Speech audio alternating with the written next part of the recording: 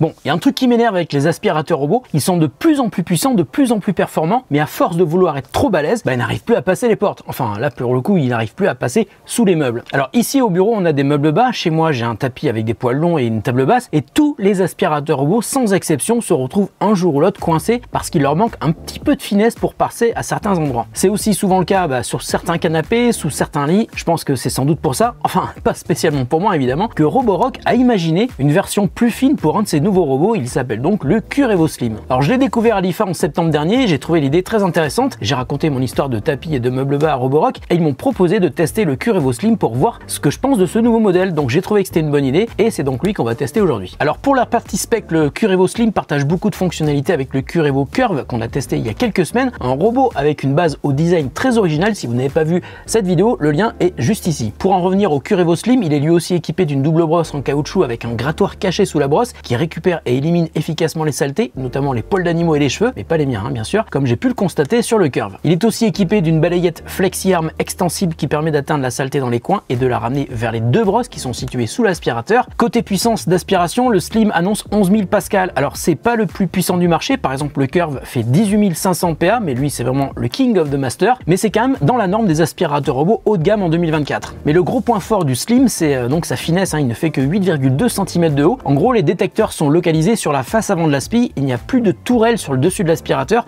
donc pas d'excroissance, ce qui empêche donc les autres aspirateurs de passer sous certains meubles bas, et c'est ça que j'ai trouvé super intéressant dans ce Curevo Slim. Alors pour s'adapter à ce nouveau placement des détecteurs tous à l'avant, Roborock a intégré un nouveau système de détection et de navigation qui s'appelle le StarSight Autonomous System, qui lui permet donc de cartographier votre intérieur et surtout de détecter tous les objets avec beaucoup de précision grâce à une détection LiDAR et 3D. Alors le Slim est un aspirateur haut de gamme et à ce titre, il embarque aussi des serpillères rotatives, donc l'une d'elles peut même sortir du corps de l'aspi pour atteindre les plinthes et être sûr de couvrir le maximum de surface lors du lavage. Enfin, le Curevo Slim est livré avec une station multifonction qui a notamment 8 points forts. Tout d'abord, le lavage des serpillères à l'eau chaude, la détection automatique de la saleté des serpillères pendant leur nettoyage, leur séchage à l'air chaud, la vidange automatique du bac à poussière de l'aspirateur, le remplissage automatique du réservoir d'eau propre pour aller laver, la charge de l'aspirateur avec la gestion des heures creuses et le nettoyage automatique de la station avec même une base détachable qui vous permet de la nettoyer en profondeur. Voilà, vous savez à peu près tout. On va voir à quoi ressemble cet aspi qui est annoncé à 1299 €. Je vous l'ai dit, c'est du haut de gamme. Attention, unboxing.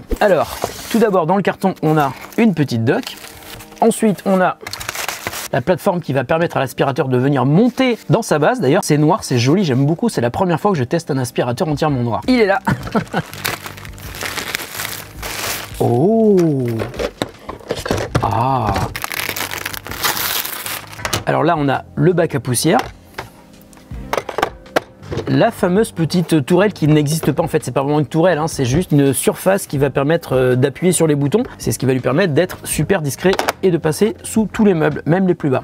Alors dessous on a la double brosse qui a un format un petit peu original parce que c'est deux brosses qui sont superposées l'une sur l'autre. Alors c'est pas comme sur le Curve parce que sur le Curve les cheveux venaient au milieu. Là c'est différent, il y a deux brosses qui sont de la même taille et donc dessous, et je vais essayer de pas mettre les doigts, il y a un genre de petit grattoir qui va permettre de détruire les cheveux et les saletés qui seront à l'intérieur. Voilà. Ici, on a une petite roue directionnelle. On a la brosse FlexiArm, donc qui va sortir du corps de l'aspirateur. Et puis ici, on va mettre les serpillères, hop, qui sont là et qui sont noires aussi. C'est très joli. Voilà. Donc à l'arrière, on a les deux contacteurs pour que l'aspirateur se recharge.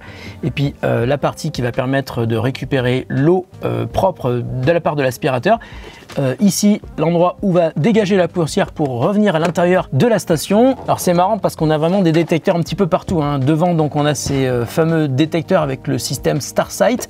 Et puis à l'arrière, on a aussi un autre détecteur. Donc il y a double détecteur, ce qui va permettre de remplacer, à mon avis, avantageusement la petite tourelle qui a en fait disparu. C'est uniquement dédié aux boutons sur lesquels on va appuyer pour demander à l'aspirateur de rentrer à sa base, de lancer un nettoyage ou de lancer un lavage. Ok, puis toujours devant un pare-choc, bien sûr, pour éviter que l'aspirateur ne se cogne et ne se fasse mal contre les meubles.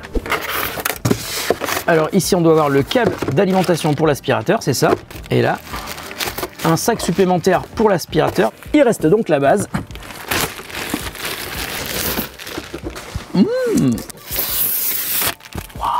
La partie qu'on va pouvoir enlever pour la nettoyer entièrement. Excusez-moi, je visite, c'est la première fois que je vois cet aspirateur. Là, on a le sac de l'aspirateur, là où va se planquer la poussière. Alors en haut, on a les deux bacs. Je vais enlever ce truc-là. Donc ça, a priori, c'est le bac d'eau propre. Et ça doit être le bac d'eau sale. Allez, on va l'installer. Il est branché. Je vais mettre la rampe de lancement. Voilà. Ensuite, je vais aller remplir ça avec de l'eau propre. Voilà, il est prêt. Alors là, je vais le mettre un petit peu à charger. Charging. Ensuite, je lance l'application Roborock et je vais détecter l'aspirateur. Hop, j'appuie sur plus. Je vais scanner le QR code qui est là.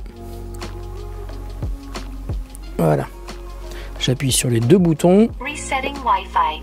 Il fait un reset du Wi-Fi.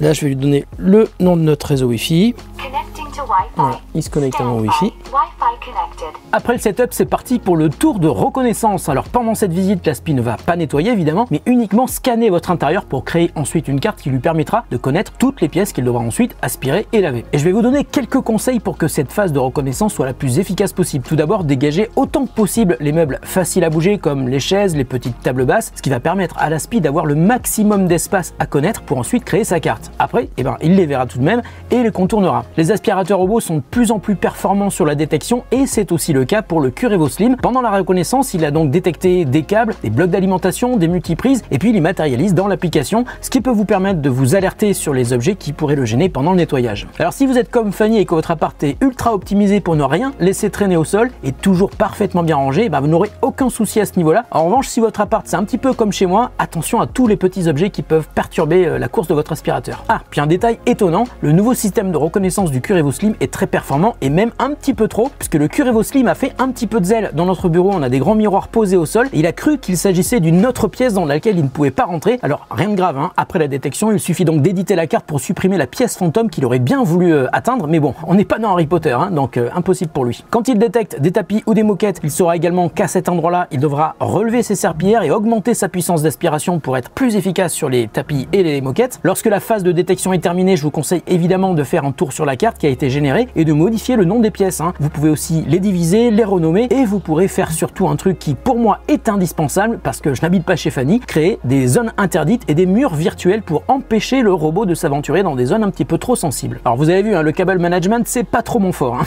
Alors après une semaine de test du Cure EvoSlim, et pour une fois ça fait vraiment plaisir. Je n'ai pas vu l'aspi se cogner sur le bas de nos meubles. Il remplit parfaitement sa fonction d'assistant au nettoyage ultra fin puisqu'il fait quand même 2 cm de moins en hauteur que le Cure EvoCur par exemple. Alors je sais pas si le Cure EvoSlim est aujourd'hui le seul aspirateur robot du marché à être aussi fin et capable de passer sous les meubles aussi bas. En tout cas, si c'est un critère pour vous, il devrait vraiment vous intéresser. Alors aujourd'hui, un aspirateur qui possède des serpillères rotatives ajoutées au combo serpillière et balayette extractible, on ne fait pas plus efficace, hein. C'est aussi ça qui fait que le prix de cet aspi est assez élevé. Ça permet un nettoyage très efficace même dans les coins. Puis donc le nouveau système de détection de radar lidar et 3D du Cure EvoSlim, c'est aussi une réussite. Il voit partout, y compris dans le noir ou les endroits très peu éclairés grâce à sa torche LED en façade. Et pour la puissance d'aspiration, il est certes moins puissant que le Cure EvoCurve, mais il fait un petit peu mieux que le Cure EvoMaster dont il est en fait une évolution. On peut d'ailleurs voir le résultat après le nettoyage sur ses sols évidemment, mais aussi regarder le tracé de ses passages sur l'application. Il est très rigoureux sur le quadrillage des pièces qu'on lui demande de nettoyer, et puis l'efficacité de l'aspiration est notable, hein. Il ne laisse aucune poussière ou saleté traîner, et puis pour le lavage, c'est pareil, il fait bien son job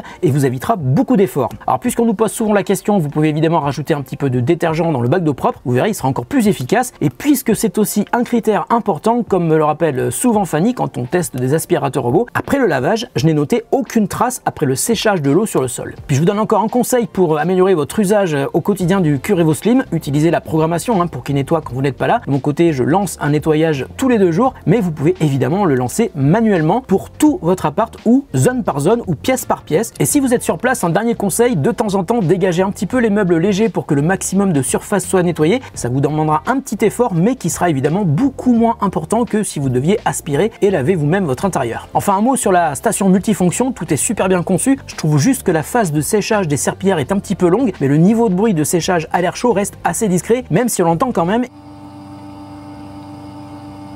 Et puis le système d'auto-nettoyage de la station, c'est quand même assez génial. Alors j'ai pas tout détaillé, mais comme tout robot haut de gamme qui se respecte, il propose des fonctionnalités qui sont à la hauteur de son prix, comme le contrôle du robot à la voix. On peut aussi lancer la caméra depuis l'application. Il reconnaît 73 types d'objets qu'il peut vous signaler dans l'application. Il est aussi capable de collecter 99% des poils sur les moquettes et les tapis. Sa serpillière peut se surélever de 1 cm et on peut régler 30 niveaux de débit d'eau différents dans l'application. On peut aussi activer le niveau de puissance automatique quand il détecte beaucoup de saleté et de la même manière augmenter le débit d'eau lorsqu'il détecte des taches tenaces sur le sol. Et pour finir, le Curevo Slim est compatible avec le protocole Matter, c'est assez nouveau, c'est le protocole qui est dédié aux objets connectés, ce qui va vous permettre de contrôler votre aspi depuis d'autres applications domotiques. En résumé, un ensemble très complet aussi bien pour l'aspirateur que pour la station, avec deux énormes avantages évidemment, le nouveau système de détection et sa faible hauteur pour pouvoir passer à bien plus d'endroits que la plupart des aspirateurs robots. En revanche, je vous l'ai dit, le prix reste assez élevé. Si le Roborock Curevo Slim vous intéresse, je vous mets un lien en description de la vidéo. On se retrouve très bientôt pour une autre vidéo sur The Grand Test.